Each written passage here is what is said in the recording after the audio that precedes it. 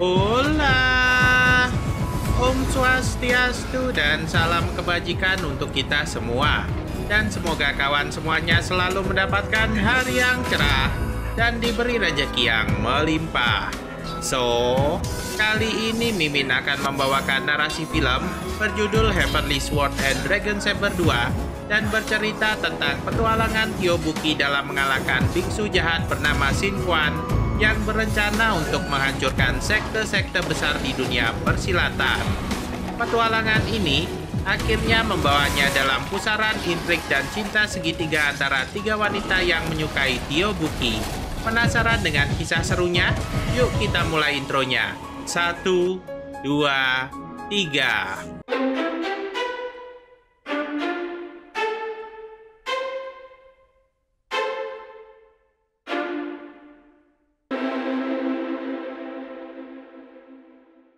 Melanjutkan film sebelumnya, dikisahkan bahwa para anggota 6 sekte putih berusaha untuk membebaskan para pemimpin yang ditahan di menara tahanan, namun gagal oleh jebakan-jebakan yang dipasang di dalamnya. Lalu, Zhao Min yang telah kembali ke istana dan menemui Raja Ruyang menceritakan bahwa rencana mereka telah gagal akibat pemuda bernama Tyobuki yang ternyata membawa golok naga yang kekuatannya 10 kali lebih hebat dari pedang langit. Untuk itu, Zhao Min pun mengatakan bahwa dia telah memancing Tyobuki untuk datang ke istana Mongol dan mendapatkan golok naga beserta misteri kekuatan dahsyat yang ada di dalamnya. Tyobuki yang telah sampai di istana Mongol bersama tiga raja sekte Ming berusaha untuk membebaskan Zhou Ziro dari tangan Zhao Min yang nampak cemburu terhadap perlakuan spesial Tyobuki kepadanya. Namun, Ziro yang cemas akan nasib sekte Ngome lebih memilih untuk tetap tinggal di penjara bersama gurunya tersebut. Setelah itu, Buki yang bergegas menuju penjara tempat 6 sekte ditahan tiba-tiba diserang oleh Fan Yao yang ternyata adalah seorang mata-mata sekte Ming yang diutus oleh ketua terdahulu untuk mengawasi gerak-gerik Raja Ruyang.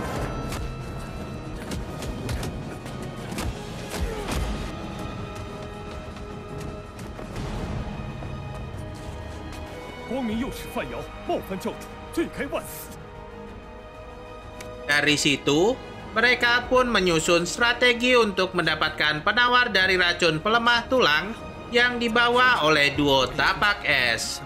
Dan tanpa menunggu waktu lama, Fan Yao pun melumpuhkan duo tapak es, lalu mengambil penawar di tangan mereka dan memberikannya kepada para anggota sekte yang ditawan.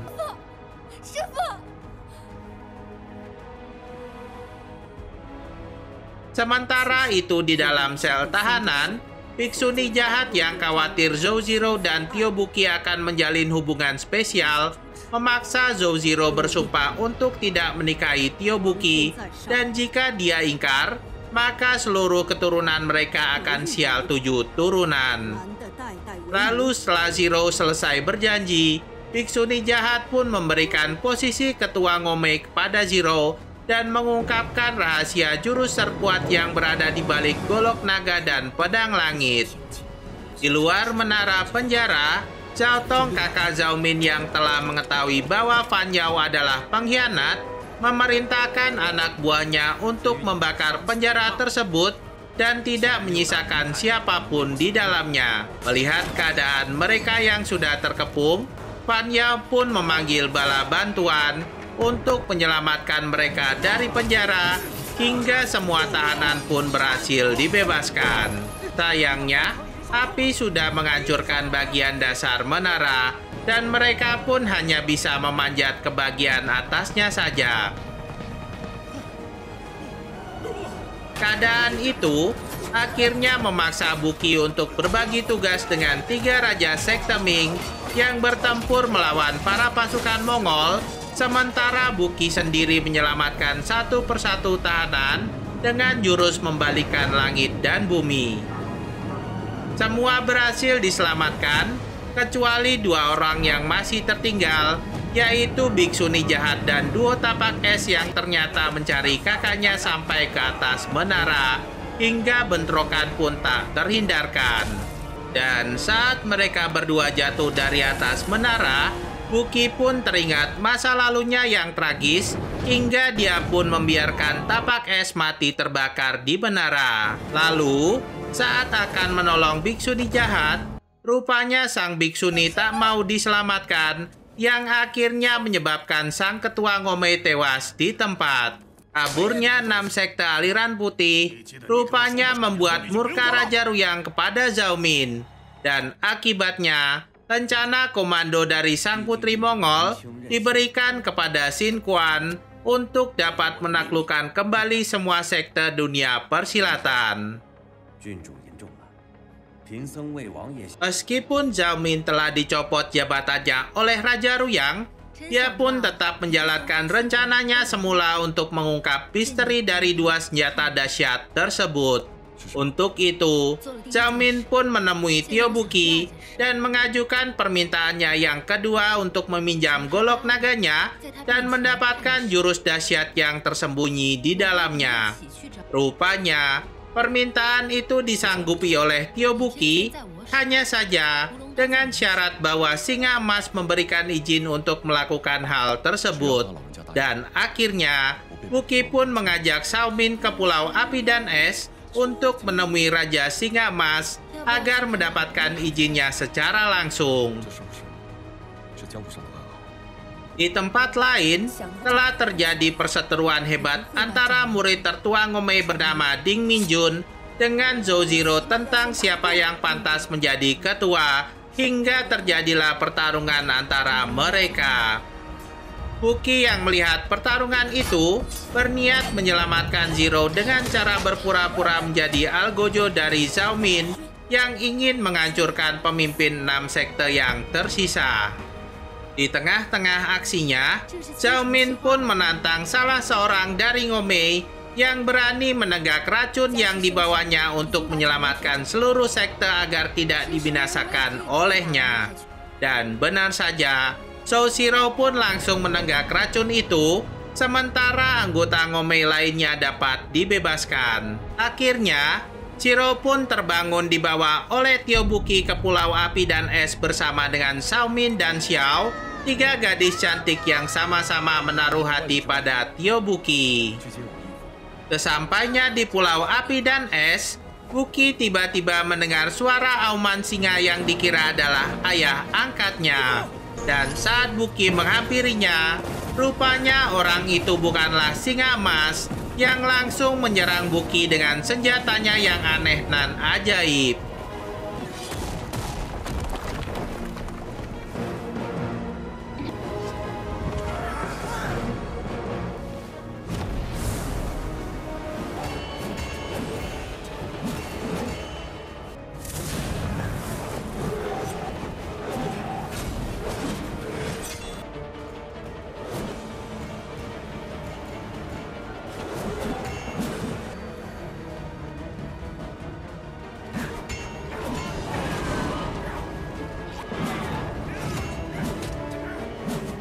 Tiba-tiba, muncullah seorang wanita misterius yang mengamati Buki dari kejauhan. Dan di saat Buki mulai terdesak dan meminta golok naga pada Xiao, tanpa diduga Xiao malah berlari menghampiri sang wanita bercadar yang ternyata adalah pendeta suci sekte Ming dan merupakan ibu kandung dari Xiao. Rupanya, Xiao diutus oleh ibunya untuk mendapatkan jurus membalik langit dan bumi yang tersimpan di sekte Ming. Namun Xiao malah berbohong padanya bahwa dia belum mendapatkannya karena ingin tetap bersama dengan Tio Buki.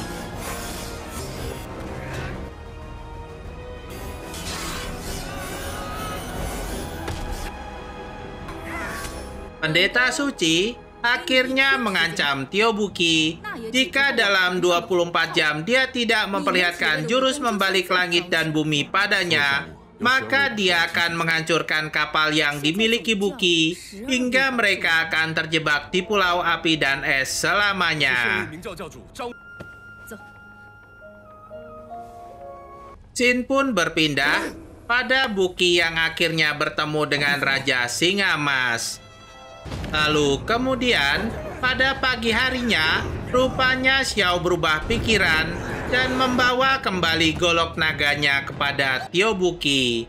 Hal itu rupanya memancing 3 orang aneh untuk mengejar dan menyerang Tio Buki hingga akhirnya pertarungan sengit pun terjadi.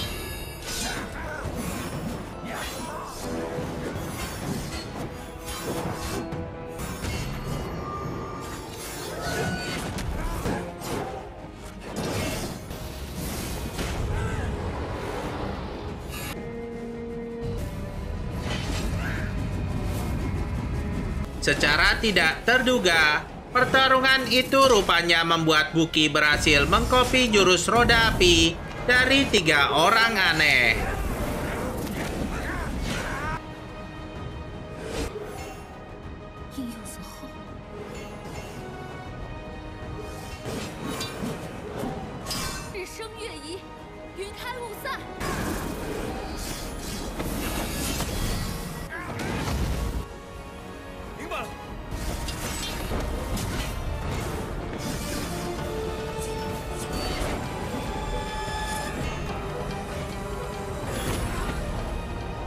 Selanjutnya, Xiaomin pun langsung meminta izin kepada Raja Singa Emas untuk sama-sama mencari letak rahasia golok naga dan pedang langit yang dicari oleh dunia persilatan selama ini.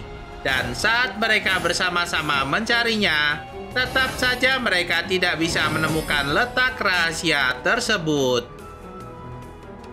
Pada malam harinya, Xiao pun meminta Wuji untuk menyelamatkan ibunya yang menurut peraturan apabila gagal mendapatkan jurus membalik langit dan bumi, maka harus menyerahkan nyawanya untuk terbakar di dalam api suci. Pada pagi harinya, Xiao dan Buki pun berusaha menyelamatkan ibunya dari kobaran api suci.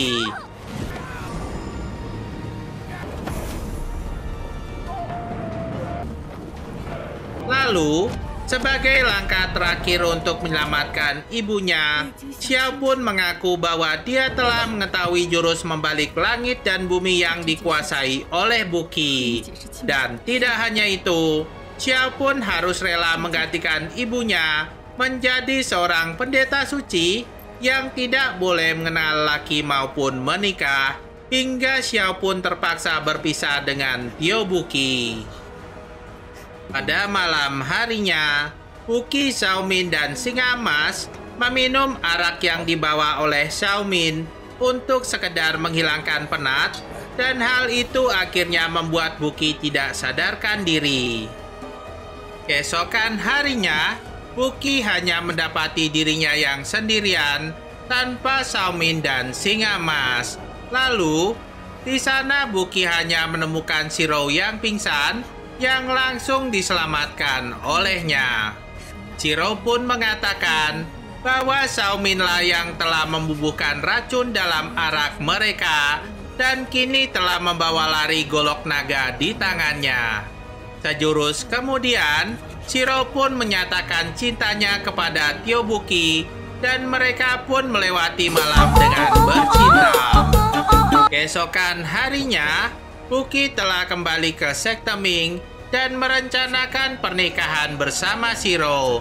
Namun sebelum itu, Shiro pun meminta Buki untuk mentransferkan energi Ki padanya untuk mempercepat penyerapan jurus yang didapatkannya dari Biksuni Jahat. Shiro pun berjanji pada saat dirinya telah menguasai jurus itu, dia akan membantu Buki merebut kembali golok naga yang dibawa oleh Xiaomin, hingga Buki pun memenuhi permintaan Shiro tersebut.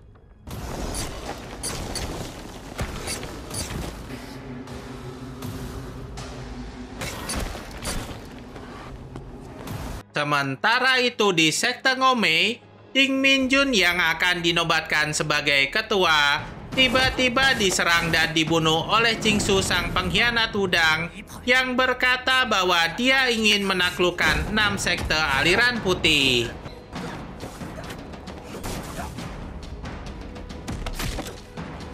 Namun tak berapa lama, datanglah Zero di sana dengan jurus yang sama dengan Qingsu yang langsung meremukkan batok kepala dari Qingsu.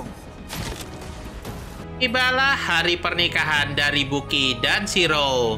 Di waktu bersamaan, tiba-tiba datanglah Xiaomin di sana dan mengajukan permintaannya yang ketiga agar Buki tak menikahi Zero. Melihat Buki yang bimbang, Xiaomin menunjukkan rambut singa emas yang berarti ayah angkatnya dalam bahaya dan Buki harus menghentikan pernikahan seketika itu juga. Melihat rambut singa emas di tangan Xiaomin, tanpa diduga Zero pun langsung menyerang Xiaomin yang dicegah oleh Tio Buki.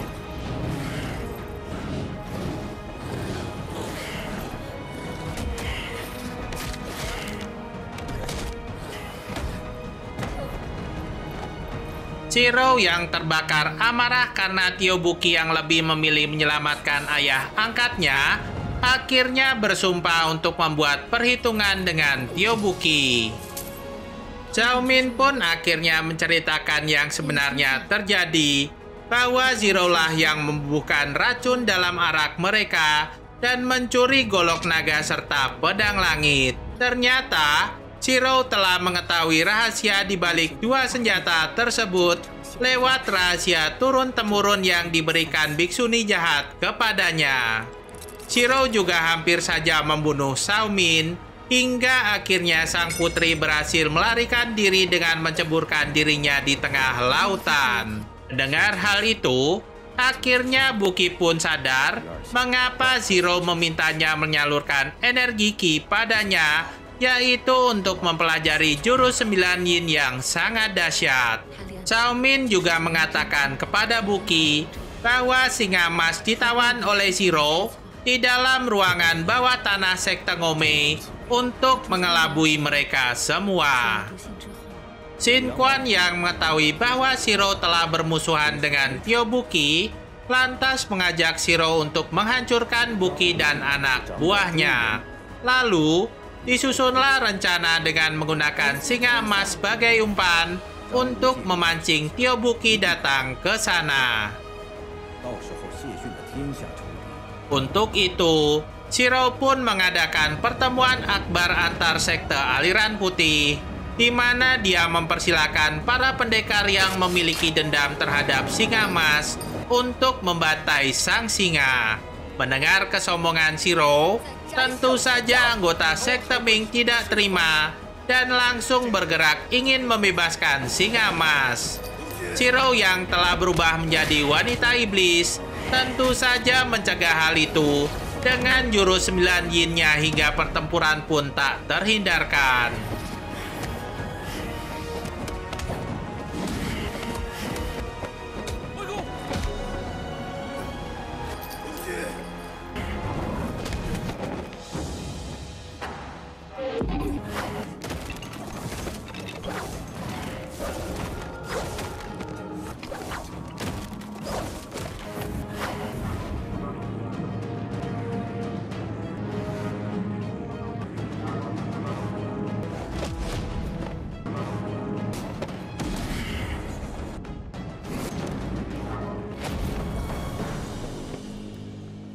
Memanfaatkan pertarungan Zero dan Buki, Xin Quan rupanya telah berhasil menjebol pintu belakang Ngome dan mendapatkan kedua senjata sakti di tangannya.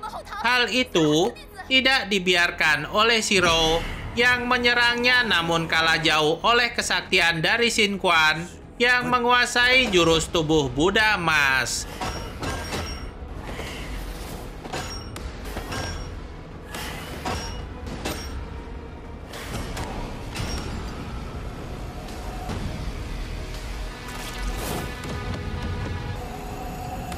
Lalu, di saat Zero yang sekarat berada di pelukan Buki, tiba-tiba dia pun diserang oleh Xin Quan hingga terjadilah pertarungan yang dahsyat.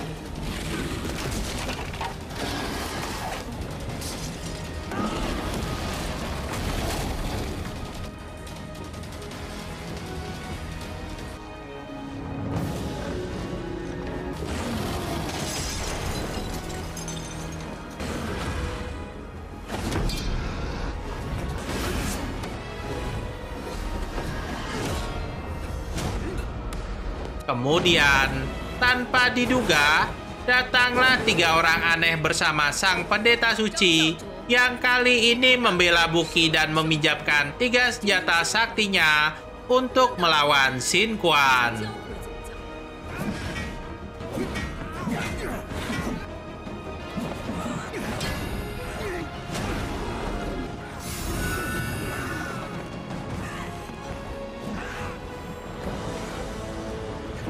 Dan ketika mereka telah dikepung oleh para pasukan Mongol, secara tak terduga datanglah Zhao Min di sana bersama para pasukan loyalisnya yang menghentikan aksi pasukan Mongol yang akan melindungi Xin Quan. Pertarungan pun berlangsung sangat sengit hingga akhirnya Buki berhasil mengalahkan Xin Quan.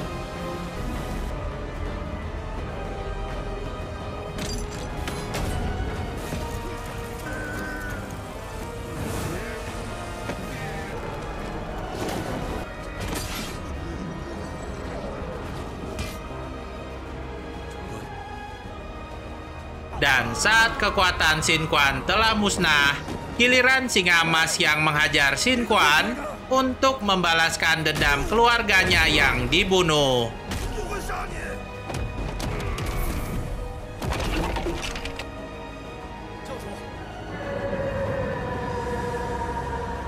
Akhirnya, Shiro pun menghembuskan nafas terakhirnya dengan merestui hubungan Tiobuki bersama dengan putri Zhao Min. Tiobuki pun melanjutkan pengembaraannya bersama dengan Zhao Min, dan akhirnya mereka pun menikah dan hidup bahagia selamanya.